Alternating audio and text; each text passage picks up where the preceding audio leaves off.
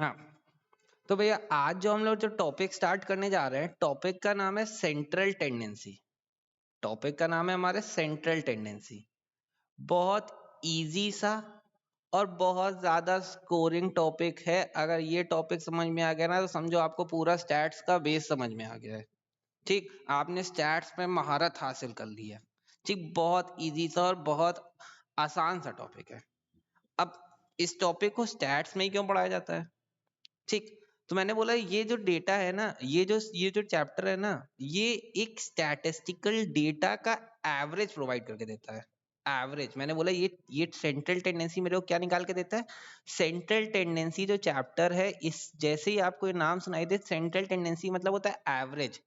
आपको average find करना है या आपको एक मिडिल वैल्यू फाइंड करनी है एक गिवन डेटा की। एक मिडिल वैल्यू फाइंड करनी है या एक एवरेज फाइंड करना है। जब मेरे को एक एवरेज या एक मिडिल वैल्यू फाइंड करनी होती है, तो हम लोग भैया इस चैप्टर की हेल्प लेते हैं। चैप्टर का नाम होता है सेंट्रल टेंडेंसी। ठीक, अब मैंने बोला सेंट्रल टेंडेंसी एक हमको एक एवरेज प्रोवाइड करके दे रहा है, एक हमको मिडिल वैल्यू प्रोवाइड करके दे रहा है। अब ये एवरेज और ये मिडिल वैल्यू निकालने के लिए मेरे पास तीन मेजर्स हैं। हमको तीन मेजर्स का यूज करना पड़ेगा, जिनको कहते हैं three measures of central tendency. ठीक है, तीन ब्रॉड मेजर्स होते हैं। पहले ब्रॉड मेजर का नाम होता है मीन, दूसरे का नाम होता है मीडियन, और तीसरे का नाम होता है मोड। तीसरे का नाम होता है मोड। मीन के तीन पार्ट किए जाते हैं जो हमको इस चैप्टर में पढ़ने हैं, जो आपको मालूम होने चाहिए। पहले पार्ट का नाम होता है एएम, जिसको शॉर्ट में एएम कहा जाता है और फुल फॉर्म होता है अर्थमेटिक मीन। दूसरा होता है जीएम, जिसको कहा जाता है ज्योमेट्रिक मीन, और तीसरा होता है एचएम यानी हार्मोनिक मीन। ठीक, फिर अगला आता है मीडियन। मीडियन को एक और नाम से जानते हैं, जिसको कहते हैं पार्टीशन वैल्यू। पार्टीशन वैल्यू, ठीक। मीडियन यानी किसी भी सीरीज के मीडियन मतलब सिंपल सा मतलब होता है, मीडियन मतलब सीरीज के टू इक्वल पार्ट्स। मीडियन क्या काम करता है? किसी भी सीरीज के दो इक्वल पार्ट्स कर देता है। ऐसा पॉइंट बता देता है जहां से सीरीज आपका डेटा दो इक्वल हिस्सों में बट रहा होगा, इसीलिए इसको पार्टीशन वैल्यू कहते हैं। अब बहुत सारे तरीके के पार्टीशन वैल्यू होते हैं एक्सेप्ट मीडियन। मीडियन के अलावा भी बहुत सारे पार्टीशन वैल्यू होते हैं। जैसे मैंने कहा, पहली पार्टीशन वैल्यू का नाम होता है क्वार्टाइल, दूसरे का नाम होता है डेसाइल, और तीसरे का नाम होता है परसेंटाइल। परसेंटाइल, ठीक। फिर थर्ड टाइप आता है, इसको कहते हैं मोड। मोड अगर मैं सिंपल उसमें डिफाइन करूं तो होता है हाईएस्ट रिपीटेड वैल्यू। जो वैल्यू सबसे ज्यादा बार रिपीट होती है उसी को मोड कह देते हैं। ठीक, ये चैप्टर का जिस्ट है। जो जो जो टॉपिक आपको इसमें पढ़ने हैं, मैंने सबसे पहले आपसे क्या बात करी? मैंने आपसे बात करी कि सेंट्रल टेंडेंसी क्या होता है। सेंट्रल टेंडेंसी एक तरह का एवरेज है, एक तरह की मिडिल वैल्यू है। ठीक, ठीक। इस एवरेज को निकालने के तीन तरीके हैं। पहला मीन। मीन को तीन हिस्सों में बांटा गया है, am, GM, HM. Median. Median यानी किसी भी सीरीज के दो इक्वल पार्ट्स, या मीडियन को एक और नाम जाना जाता है पार्टीशन वैल्यू। पार्टीशन वैल्यू भैया और भी बहुत सारे होते हैं। सीरीज के दो ही पार्ट नहीं कर सकते। सीरीज जैसे क्वार्टाइल, क्वार्टाइल हो गया किसी भी सीरीज के फोर इक्वल पार्ट्स। फिर आ गया डेसाइल। डेसाइल क्या हो गया? किसी भी सीरीज के 10 इक्वल पार्ट। फिर आ गया परसेंटाइल। इसके क्या हो गया? इसका मतलब हो गया किसी भी सीरीज के 100 इक्वल पार्ट्स। ठीक, फिर आता है मोड। मोड क्या था? Highest repeated value. तो ये एक चैप्टर का जिस्ट हो गया। ये इस हम लोग ये चैप्टर में ये पूरा जो आपका वीडियो आने वाला है, पूरे वीडियो में हम लोग ये डिस्कस करने वाले हैं। ठीक, अब मैंने कहा आगे बढ़ते हैं। अब मैंने आपको बता दिया सेंट्रल टेंडेंसी क्या है, उसके कौन कौन से मेजर्स हमको पढ़ने हैं। अब मैंने कहा इन सबको स्टार्ट करने से पहले हमको जानना होगा कि सबसे अच्छा मेजर कौन है। इतने सारे मेजर निकाल के तो हम एवरेज निकालेंगे नहीं, मिडिल वैल्यू निकालेंगे नहीं, सबसे अच्छा मेजर कौन सा होगा वो हमको जज करना है। तो मैंने कहा मैं नहीं बताऊंगा आपको कैसे वो जज होगा, मैं आपको नहीं सिखाने वाला हूँ कि वो कैसे जज होगा, आप ही चैप्टर पढ़ते पढ़ते भी देखना आंसर दोगे वो कैसे जज होगा। तो उस जजमेंट के लिए क्या क्राइटेरिया होगा, वो जज करने के लिए क्या क्राइटेरिया होगा, क्या क्या चीजें वो मेथड फॉलो करना चाहिए कि वो उस क्राइटेरिया को फुलफिल कर रहा हो। सबसे पहला क्राइटेरिया होना चाहिए, कोई भी जो मेजर होगा सेंट्रल टेंडेंसी का जो बेस्ट होगा, ठीक, जो कि एक आइडियल मेजर होगा। ये जो क्राइटेरिया है ना, ये आइडियल मेजर निकालने के लिए मैं बता रहा हूँ, ठीक। अब कोई भी मेजर आइडियल मेजर होगा तो उसके लिए सबसे पहली बात होती है, it should be properly defined. वो प्रॉपरली डिफाइंड होना चाहिए, उसमें मतलब इफ एंड बट नहीं होना चाहिए कि ये यहाँ पे फेल हो रहा है, ये यहाँ पे फेल हो रहा है, हर जगह वो इजीली एप्लीकेबल हो जाए। दूसरी बात, सबसे सिंपल टू कंप्यूट हो, जो मेरी कैलकुलेशन बहुत इजीली निकाल के देते, जहां पे मेरे को ज्यादा दिमाग विमाग ना लगाना पड़े, क्योंकि हम लोग भाई बहुत आलसी लोग हैं, ठीक, बहुत आलसी लोग हैं। तो जो चीज मेरे को बहुत इजीली मिल जाएगी वो मेरे लिए सबसे अच्छी, तो सिंपल टू कंप्यूट। तीसरी बात, बेस्ड ऑन ऑल ऑब्जर्वेशन, जो सारे डेटा को इकट्ठा करके चीजें करे, किसी भी डेटा को छोड़े ना, ठीक, ऐसा ना हो कि अपनी मन मर्जी चला रहा है, डेटा से कोई मतलब ही नहीं, तो जो सारे डेटा पे बेस्ड हो। चौथी बात, कुछ मैथमेटिकल प्रॉपर्टीज उसमें अवेलेबल हो, हैव सम मैथमेटिकल प्रॉपर्टीज। अब मैथमेटिकल प्रॉपर्टीज मतलब कोई भी हो सकती है, वो एडिशन, सब्ट्रैक्शन, डिवीजन, कुछ ना कुछ तो उसमें लगी रहो, कोई ना कोई मैथमेटिकल प्रॉपर्टी लगी रही हो। फिर fourth, least affected by sampling fluctuation या least affected by extreme observation, sampling नहीं कह के least affected by extreme observation.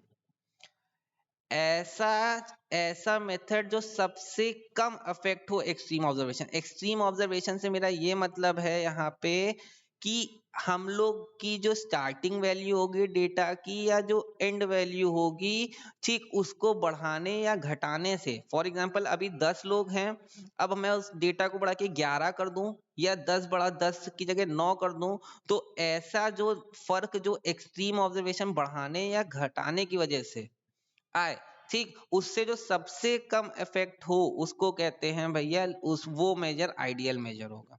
ये क्राइटेरिया है एक आइडियल मेजर निकालने का, ठीक। तो एक बार इस क्राइटेरिया को अच्छे से देख लें।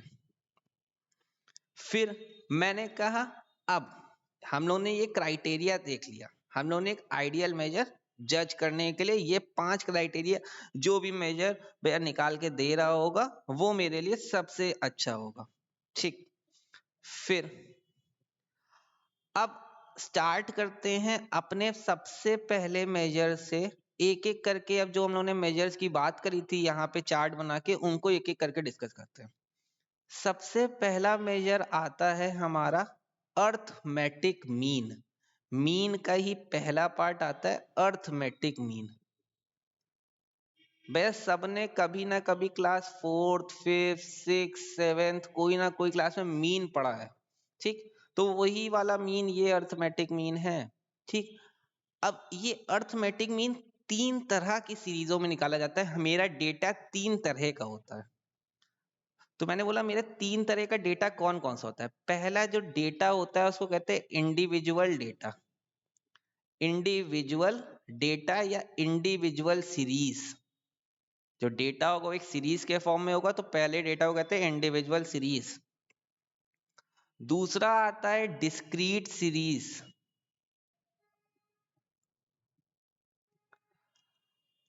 और तीसरी का नाम होता है कॉन्टिन्यूअस सीरीज।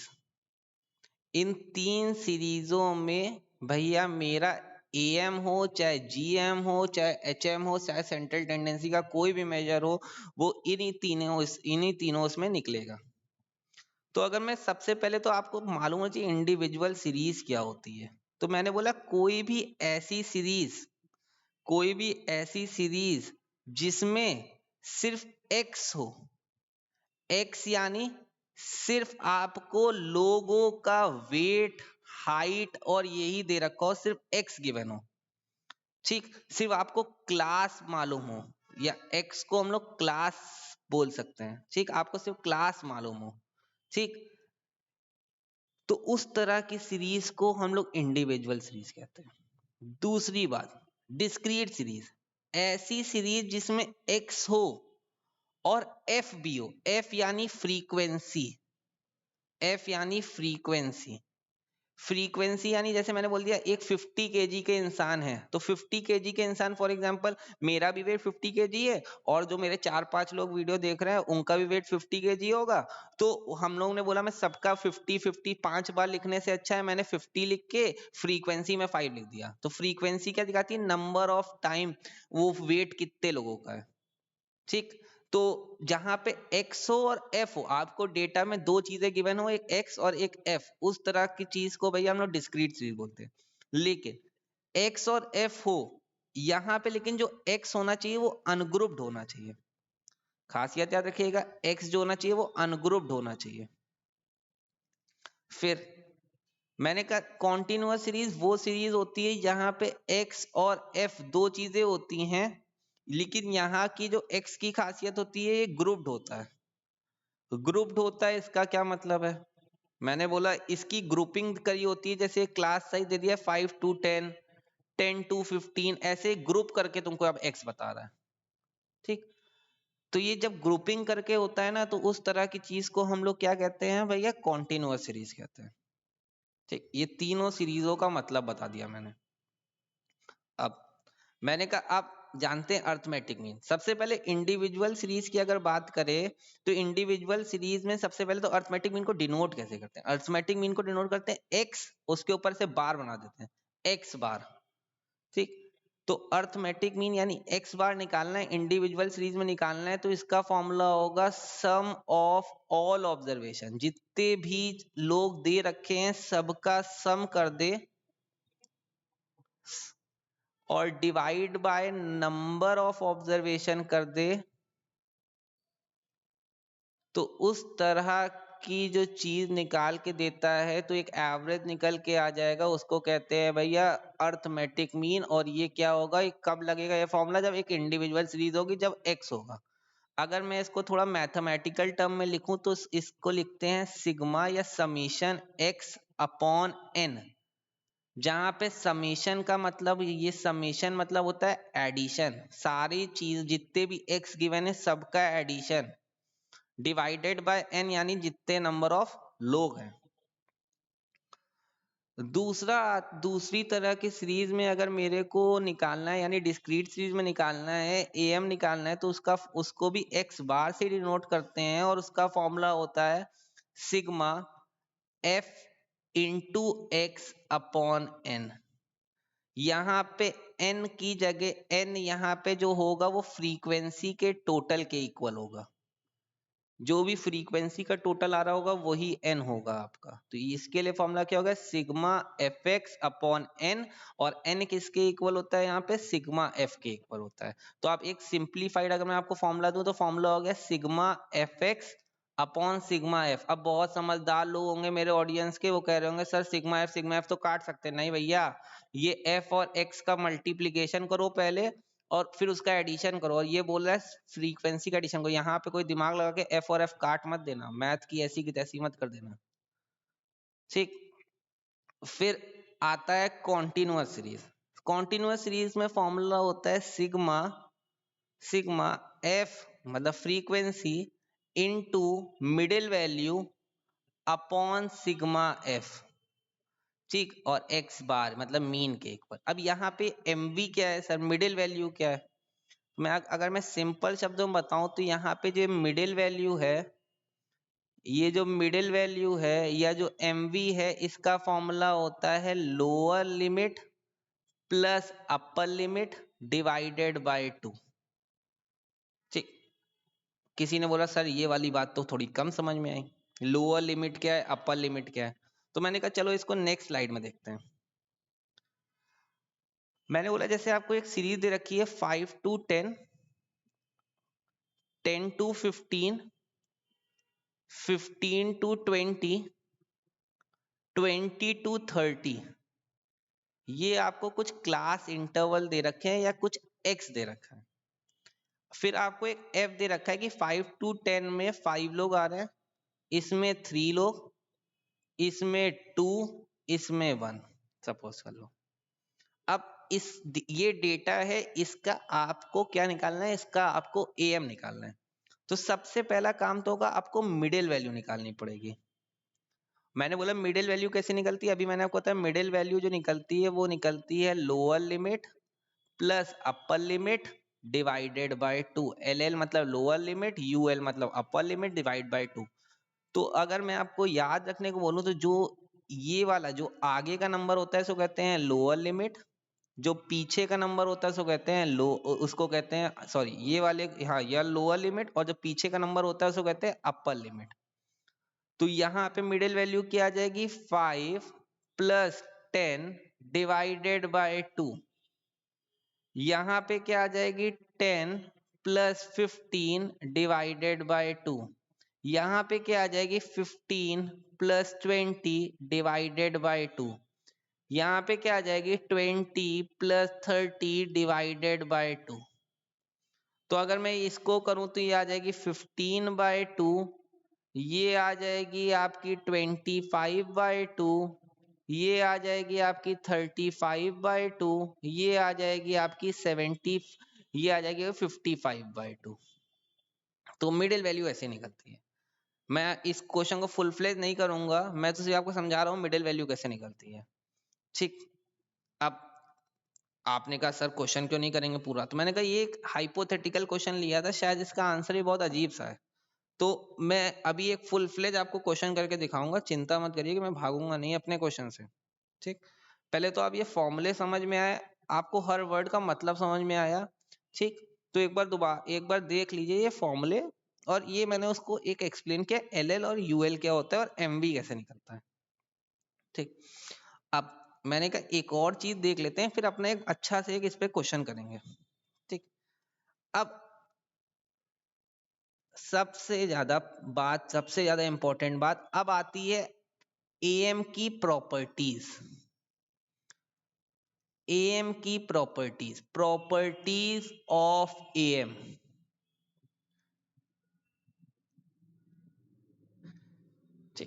क्या कहती हैं एएम की प्रॉपर्टी? पहली प्रॉपर्टी होती है, पहली प्रॉपर्टी कुछ ऐसी ही होती है, मैं लिख देता हूं फिर आपको बताता हूं। If all the observation are K, if all the observation are k, या ऐसे लिख लो k मतलब same, then am is also k, या सेम। क्या मतलब हुआ इसका?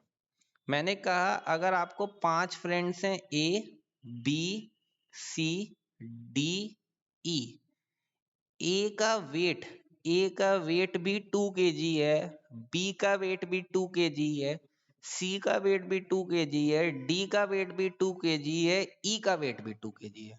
कोई सोच रहा होगा सर वेट 2 kg कैसे हो सकता है, ये तो पॉसिबल ही नहीं है। मैंने कहा भाई ऐसे सोचने के लिए सोच ले, हाइपोथेटिकल कंडीशन। ठीक, तो अब मेरे को इनका एम निकालना है, तो मैंने बोला चलो निकाल के देख लेते हैं। तो कैसे निकालेंगे, 2 प्लस 2 प्लस 2 प्लस 2 प्लस 2, 5 बार 2 है, पांचों बार 2 को जोड़ लिया, मतलब सम ऑफ ऑल ऑब्जर्वेशन कर लिया, जो इंडिविजुअल सीरीज का फॉर्मूला पड़ा है, क्योंकि इसमें सिर्फ एक्स है, सिर्फ वेट गिवन है, कोई फ्रीक्वेंसी नहीं गिवन है। डिवाइडेड बाय कितने लोग हैं, 5 लोग हैं, तो डिवाइडेड बाय 5। तो 2 को जरा 5 टाइम्स ऐड करो तो आ गया 10, 10 डिवाइड बाय 2, आंसर आ गया 2। देख लो, अगर सारे ऑब्जर्वेशन सेम हैं यानी के हैं यानी 2 हैं, तो AM भी उसी के बराबर आ गया, यानी 2 के बराबर आ गया। तो ये पहली प्रॉपर्टी हो गई। अगर कभी एग्जाम में क्वेश्चन आ जाए कि सारे ऑब्जर्वेशन सेम हैं और आपको AM निकालना है, तो टाइम ना बर्बाद करना, वहां पे उसका आंसर भी जो उसी ऑब्जर्वेशन के बराबर आ जाएगा। ठीक, फिर दूसरी बात, दूसरी प्रॉपर्टी आती है। दूसरी प्रॉपर्टी कुछ ऐसी होती है, the algebraic sum of deviation, the algebraic sum of deviation from their AM is zero। इसका क्या मतलब हुआ? मैंने देखो इसका सिंपल सा क्या मतलब हुआ, अगर मैं इसको मैथमेटिकल फॉर्म में लिखूं तो इसका मतलब हुआ सिग्मा x माइनस मीन, मतलब x माइनस अर्थमेटिक मीन किसके इक्वल होगा? 0 के इक्वल होगा। इसका क्या मतलब हुआ? इसका सिंपल एल, देखो फिर से पढ़ो, the algebraic sum of deviation, deviation यानी डी का फॉर्मूला क्या होता है? सिग्मा x माइनस एक्स बार, ठीक, ब्रैकेट में, ठीक। इसका जो सम होगा वो हमेशा 0 के इक्वल होगा। इसका जो सम होगा वो 0 के इक्वल होगा। इसको चलो एक्सप्लेन करते हैं, इसको चलो प्रूफ करते हैं, तुमको दिखाते हैं। मैंने को बोला चलो सेम एग्जांपल ले लेते हैं। 5 दोस्त हैं, ABCDE। इसका वेट है 5 kg, इसका वेट है 4, इसका है 3, इसका है 2, इसका है 1। ठीक, चलो पहले इसका AM निकाल लेते हैं। तो इस इनका AM आ जाएगा, यानी इनका x बार आ जाएगा आपका 5 plus 4 plus 3 plus 2 plus 1 upon 5। जरा ऐड करो, 5 4 9, 9 प्लस 3 12, 12 प्लस 2 14 प्लस 1 15, 15 बाय 5 यानी 3 आ गया। इनका क्या आ गया? 3 आ गया, AM आ गया। तो अब अगर मैं x माइनस एक्स बार निकालूं, मतलब हर डेटा में से मीन माइनस करूं, तो मतलब 5 में से 5 है उसमें से मीन 3 माइनस करूं, 4 में से मीन 3 माइनस करूं, 3 में से मीन 3 माइनस करूं, ठीक, 2 में से मीन 3 को माइनस करूं, ठीक, 1 में से मीन 3 को माइनस करूं। देखो क्या क्या हुआ, यहाँ पे आ गया 2, यहाँ पे आ गया 1, यहाँ पे आ गया 0, यहाँ पे आ गया -1, यहाँ पे आ गया -2। इसका सम करा, इसका सम करा, इसका सम क्या आ गया? देख लो 0, 2 प्लस 1 3, 3 में से -1 हुआ तो 2, 2 में से -2 गया तो 0। देख लो क्या आ गया? सम 0 आ गया। यही प्रॉपर्टी कह रही थी कि अगर मैं x माइनस एक्स बार निकालूं, मतलब हर x को उसके मीन से माइनस करूं, जिसको हम लोग डेविएशन कहते हैं, और उसका सम निकालूं, ठीक, तो वो हमेशा 0 आएगा। तो दूसरी प्रॉपर्टी क्या है कि जो डेविएशन का सम अगर उसके AM से लिया जाए, उसके मीन से लिया जाए, तो वो हमेशा क्या आंसर देता है? वो क्या रिजल्ट करता है? वो 0 आंसर देता है। इस बात को याद रख लो कि सिग्मा x माइनस एक्स बार ये हमेशा 0 आंसर देता है। एक MCQ अगर पेपर होगा तो उसमें पूछे जाने वाले क्वेश्चन में से एक सबसे ज्यादा क्वेश्चन है, फेवरेट क्वेश्चन है कि डेविएशन का सम AM से क्या होता है, और 4 ऑप्शन आते हैं, तो आंसर होगा 0। ठीक, फिर अगली प्रॉपर्टी आती है, थर्ड प्रॉपर्टी आती है, जिसको कहते हैं हम लोग, ठीक, जिस प्रॉपर्टी को हम लोग कहते हैं change of origin and change of scale. ये इससे रिलेटेड प्रॉपर्टी है।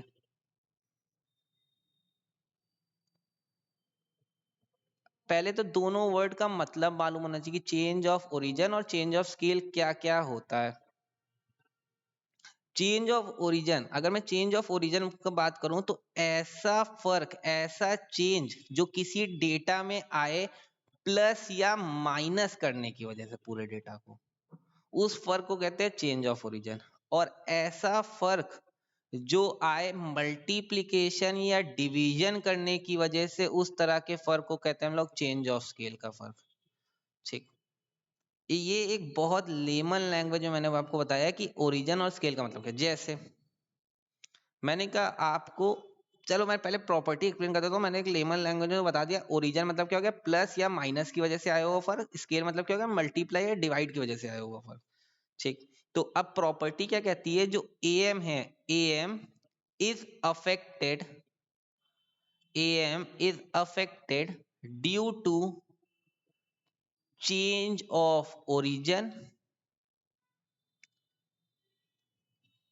ठीक, change of origin and change of scale.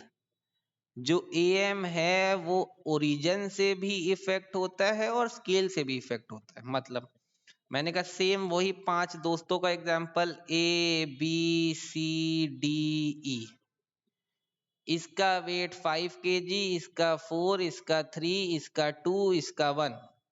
अभी जो इससे पहले लोग वीडियो देख रहे थे उन्होंने भैया इसका AM निकाला था, उनको याद भी होगा, इसका AM आया था, हम लोग का AM आया था 3। किसी को ना याद हो तो देख लो, हम लोगों ने निकाल के यहाँ पे देखा भी है, इसका AM आया था हमारा 3। ये देखो, ये हम लोगों ने निकाला है। ठीक, तो अब इसका AM इस डेटा के 3 आ रहा है। अब मैंने बोला, किस एक क्वेश्चन में बोल दिया कि ये डेटा है, इस डेटा को मैंने, ये इसका AM है 3, इस डेटा को, ये जो जितने वेट हैं, हर इंसान जिम गया, बॉडी वॉडी बनाई, इन्होंने अपना वेट इंक्रीज कर लिया। ठीक, इन्होंने अपना वेट इंक्रीज कर लिया और सबने अपना वेट 5 kg से इंक्रीज किया है। सबने अपना वेट किससे इंक्रीज किया है, 5 kg से इंक्रीज किया है। तो मैंने बोला इसका न्यू वेट कितना हो जाएगा, 10 kg, इसका न्यू वेट कितना हो जाएगा, 9 kg, इसका न्यू वेट कितना हो जाएगा, 8, इसका 7, इसका 6। अब AM निकालो, तो मैंने कहा चलो AM निकाल लेते हैं हम। 10 plus 9 plus 8 plus 7 plus 6 divided by 5, लोग तो 5 ही रहेंगे। ऐड कर लो जरा, 10 9 19, 19 8 27, 27 और 7 हो गया आपका 34, और 34 और 6 हो गया आपका 40। 40 को 5 से डिवाइड किया तो कितना आ गया मेरा AM। अब की बार मेरा AM आ गया 8। अब की बार मेरा AM कितना आ गया, 8। देखो पहले AM था 3, अब AM कितना हो गया, 8। तो AM भी कितने से इंक्रीज हो गया, 5 से इंक्रीज हो गया। जितने से मैंने डेटा को बढ़ाया उतने से ही मेरा AM भी उतने से ही इंक्रीज हो गया। तो इस तरह, और ये फर्क किसकी वजह से आया, प्लस करने की वजह से आया। डेटा, हर डेटा को 5 से इंक्रीज किया तो AM भी 5 से इंक्रीज हो गया। तो हम लोग क्या बोल सकते हैं, AM जो है वो ओरिजिन से इफेक्ट होता है। अब किसी ने बोला सर स्केल से भी तो दिखाइए, तो मैंने कहा हाँ चलो सेम एग्जांपल लेके स्केल का इफेक्ट दिखाते हैं। 4 दोस्त हैं, ABCDE, इसका 5, इसका 4, इसका 3, इसका 2, इसका 1, इसका, इनका ओल्ड AM आ रहा था हमारा 3। मैंने बोला चलो सबके वेट को 2 से मल्टीप्लाई कर देते हैं। तो इसका वेट हो गया 10, इसका वेट हो गया 8, इसका वेट हो गया 6 kgs, इसका वेट हो गया 4 kgs, इसका वेट हो गया 2 kgs। चल अब इनका AM निकालते हैं, तो 10 plus 8 plus 6 plus 4 plus 2 upon 5। तो जरा ऐड करिए, तो 10 8 18, 18 6 24, 24 4 28, 28 2 30, 30 डिवाइडेड बाय 5 कितना आ गया, 6। देखो मेरा AM पहले 3 था, अब 6 हो गया। AM कितने से मल्टीप्लाई हो गया, 2 से मल्टीप्लाई हो गया, जिससे मैंने अपने डेटा को मल्टीप्लाई किया था। तो अगर AM निकाल रहे हैं और आपको एक डेटा गिवन है, जिस डेटा का फॉर एग्जांपल पुराना AM दे रखा है 50 kgs, और आपसे बोल रहा है कि पूरे डेटा को 2 से मल्टीप्लाई कर दिया गया है, तो नया AM बताओ, तो निकालने की जरूरत नहीं है, सीधा सीधा जो AM दे रखा होगा उसको 2 से मल्टीप्लाई कर देंगे। मतलब पहले अगर 50 था, नया निकालना है, तो हम लोग क्या कर देंगे, बोल देंगे कि 100 हो गया, क्योंकि डेटा भी 2 से मल्टीप्लाई कर दिया गया। ठीक, ये हो गई हमारी थर्ड प्रॉपर्टी क्लियर। चलिए अब फोर्थ और लास्ट प्रॉपर्टी, फोर्थ प्रॉपर्टी आती है जिसको कहते हैं कंबाइन AM। फोर्थ प्रॉपर्टी आती है उसको कहते हैं कंबाइंड AM।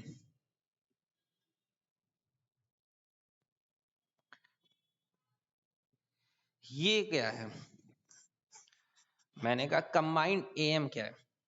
ऐसी प्रॉपर्टी कंबाइन एएम, मैंने बोला चलो इसको पहले तो आपको कंबाइन एएम का एक फॉर्मूला बता देते हैं। भाई कभी भी कंबाइन एएम निकालना है, ठीक, इसको कंबाइन एएम को लिख देते हैं एक्स बार और यहाँ पे ए बी लिख दिया, छोटा सा ए बी लिख दिया, मतलब दो कंबाइन, दो डेटा का एक कॉम्बिनेशन है। इसका फॉर्मूला होता है n1 into mean of first series plus n2 into mean of second series upon n1 plus n2। यहाँ पे n1 और n2 क्या डिनोट करता है? Number of observation in first series.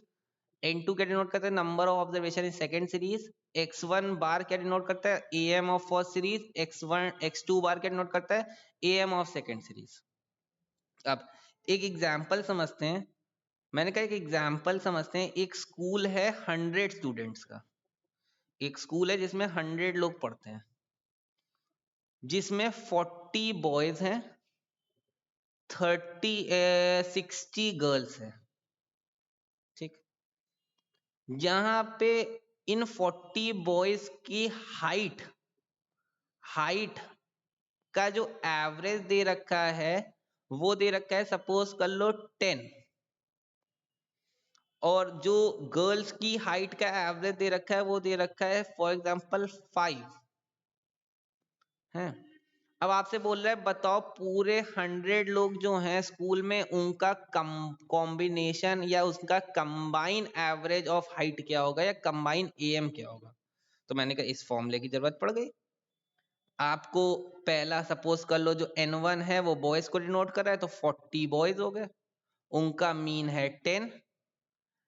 n2 जो है वो है 60, n2 जो है वो है 60, और जो इनका मीन दे रखा है वो दे रखा है 5 अपॉन 40 प्लस 60। सॉल्व कर लीजिए, ये हो गया 400, 40 इंटू 10 400, 60 इंटू 5 300, 6 5 30 और ये 100 अपॉन 40 प्लस 60 मतलब 100, 40 प्लस 30 यानी 700, ठीक, 4 plus 3 sorry 400 plus 300 700 divided by 100, zero से जीरो कैंसिल, तो भैया मेरे क्या आ गया 7 सेंटीमीटर भैया एक कंबाइन हाइट आ गई बॉयज और गर्ल्स दोनों की। तो आज ये हम लोगों ने 4 प्रॉपर्टीज देखी, ठीक। आज आपका काम क्या होगा कि आप इन्हीं 4 प्रॉपर्टीज को और ये इसके फॉर्मूलेस को बहुत अच्छे से लर्न कर डालेंगे। नेक्स्ट वीडियो में हम लोग जो बात करेंगे, जो इसका पार्ट 2 होगा, उसमें हम लोग बात करेंगे मीडियन पे और एक क्वेश्चन करेंगे हम लोग एएम पे, ठीक। उसके लिए आपको क्या करना पड़ेगा, पहले ये फॉर्मूले याद करने पड़ेंगे। आज एक बार इसके नोट्स बनाएंगे, नोट्स बनाते बनाते याद हो जाएंगे, ठीक।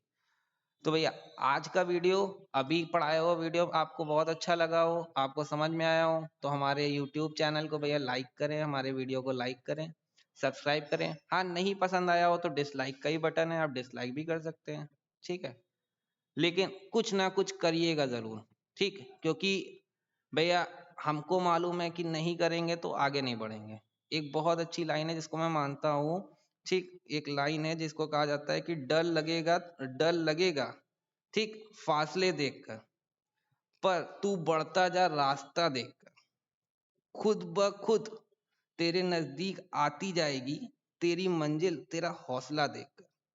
तो बस अपना हौसला मजबूत रखिए और बढ़ते जाइए, और हमारे YouTube चैनल को लाइक या डिसलाइक, सब्सक्राइब या अनसब्सक्राइब, आपकी मर्जी, जो अच्छा लगे वो आप करिए, हम आपके साथ हैं।